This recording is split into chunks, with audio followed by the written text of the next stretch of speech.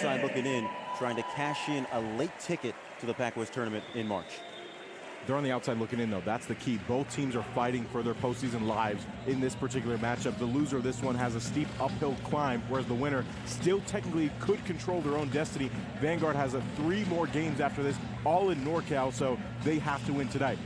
So essentially, there's no keys. You just got to bring your hard hat and your lunch pail and go to work tonight. Whatever it takes, you have to do that to win. Tangibly, though, they're helped by the fact that Chris Harris, one of the top 4 scorers in Biola, is not active tonight. So for that reason, Vanguard has to be able to take away the other 3 because this is a very top-heavy Biola roster that scores from the top, doesn't have a lot of bench depth. So Vanguard just has to do whatever it takes to win tonight. Harris has been out since Dominican with the ankle injury. He has been replaced by Leighton Martin, who once again gets the start here tonight. It's going to be an interesting matchup down low, I want to see, between Parrish Tillman and Sammy Howland. That went in by the wayside in favor of the Biola big the last time around, and where he absolutely dominated Vanguard. His Lions at 13-11, 9-9 in the PacWest as Howland tries to finish on the 3rd try, and 3rd try is the charm. That's one way that Sammy Howland can get to work, though, is if he sets the screen and he goes to that short roll opportunity. Parrish Tillman isn't the immediate shot blocker as last time around. I mean, what did he have, 7 blocks on him? Yeah, that's exactly right. I mean, 15 boards, 7 blocks. That's domination in the paint. Before the Eagles dispatch the Lions in La Mirada, as an athletic effort is not to be. Great decision, though, by Aranda there on the interior, able to make that last-second decision. Once he saw that Sammy was committed in the air, I mean, guy of his size, he doesn't really have the quick first step to be able to recover to Parrish Tillman. They dominated the paint. As that one won't fall there. They're trying to bring Sammy out of the paint, though, right now by having Parrish Tillman be the stretch 5. Ball with Fujita Gale, down low now to Howland. Time to go to work. Couple of bumps, wheels his way inside, and finishes. Trying to send a message early. I tell you what, we just practiced that about 24 hours ago. Welcome back, 7-2 Lion lead. It is Sammy Howland who leads all scorers. J.J. Johnson, he had all 7 points in the first half in that loss to Point Loma. But what did you notice there as that game trailed off that didn't allow him to score in that second half? Well, they just stopped using him, to be quite honest with you. I mean, he had a lot of success early, 3 for 4 shooting, but then he just kept getting lifted out by setting ball screens. And to be honest with you, the reason they shot so well against Point Loma the first time is because they put him down low. He dominated Nagy early. And not only that, Nagy scored 23 points 2 nights ago. And the first time around, he wasn't as productive. And it's because they were making him guard. If he can just sit in a drop coverage on Sammy Howland all day, yeah, he's going to be able to tee off. It's almost as if they were playing one-on-one and Nagy was only allowed to play offense. I mean, he's going to be fresh and then bragging about, oh, yeah, I outscored you 11-0. Well, I never had the ball on offense. Like, you had to make him work. That's why I'm excited about Sammy Howland getting touches here early, because they need to make Parrish Tillman work so that it slows down him offensively. Works his way inside, flipped out to Howland, lines up the tray, splash. A little bit lucky right there because it looked like they had a cross match down low with Leighton Martin guarding the stronger Kalen Rains. It looked like Bryson Metz was dead to rights jumping in the air, but only he can make something that special happen.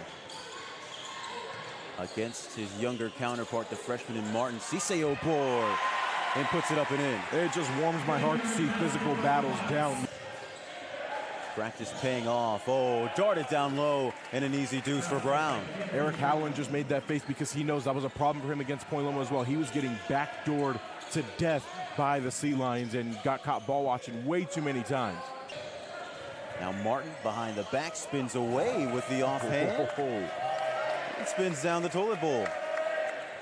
Made a left-handed layup on the right side. Now follows that up with beautiful footwork there to finish at the rim.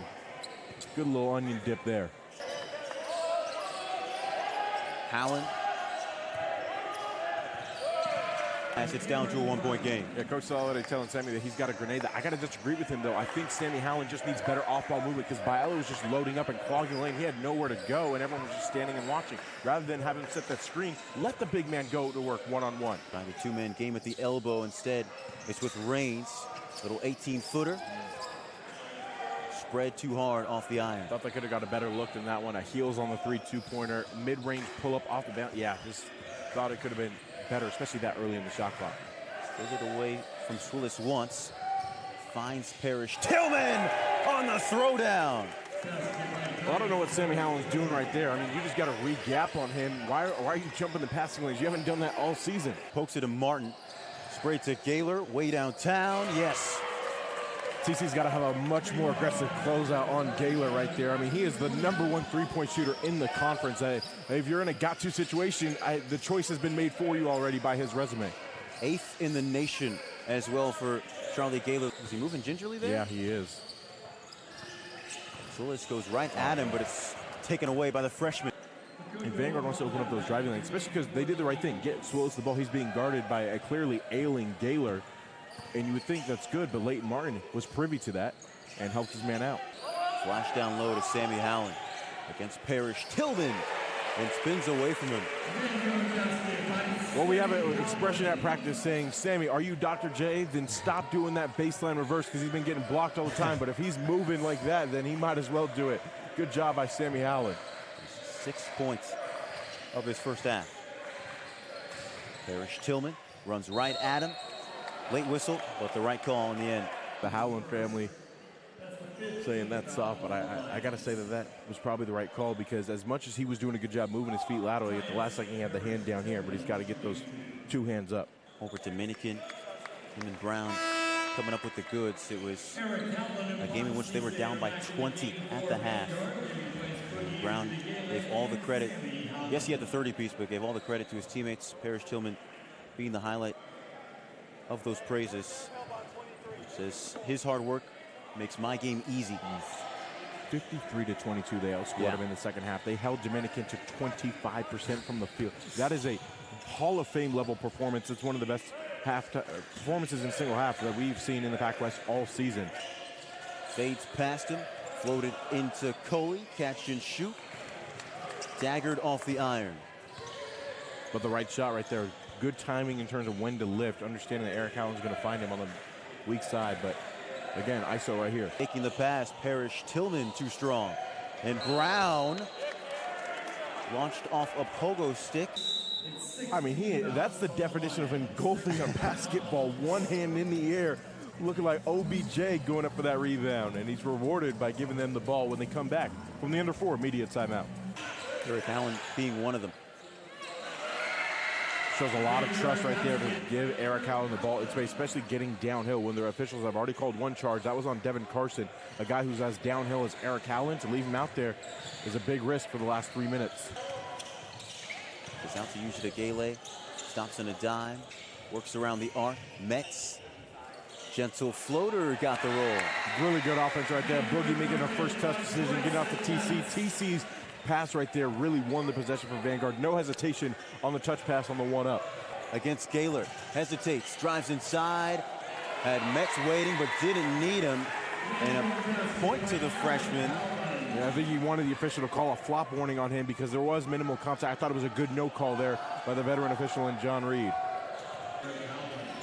Well, they just took Devin Carson and put him on the floor with 2 fouls in place of Eric Howland because he has 2, but at the same time, Boogie has 1 foul as well. You don't want him to be playing the second half with 2. So I probably would have gotten him off as well, just to preserve and make sure he has 4 fouls to use in the second half because you need his aggressiveness against these talented scorers.